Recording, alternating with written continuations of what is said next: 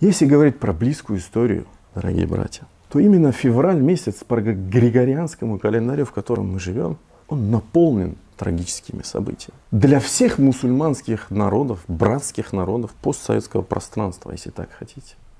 23 февраля – начало депортации ингушского, чеченского народов.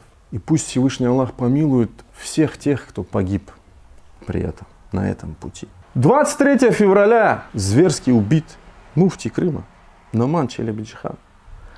Расчленен, выброшен в море. Настолько боялись этого лидера на то время. 1918 год. 26 февраля, сегодня, вот, если говорить про братский азербайджанский народ. Это события, связанные с Нагорным Карабахом. Это Ходжалы, селение Ходжалы, да? Когда было убито очень много женщин, детей, кровавая резня. Резня в прямом смысле этого слова.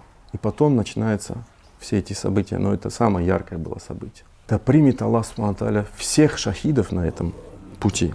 26 февраля в Украине признан официально Днем сопротивления российской оккупации. 2014 год. По последним статистикам, что я помню, 44 человека пропали без вести. 110 человек, это по последнему, что, возможно, там постоянно меняется. Сидят в тюрьмах. Сколько детей остались с сиротами? Вот она, близкая история, которая вот совсем рядом.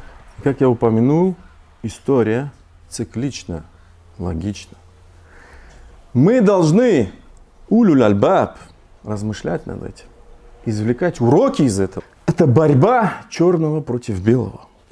Борьба света, справедливости, тирании против тьмы бесправия. Борьба света знаний против тьмы невежества.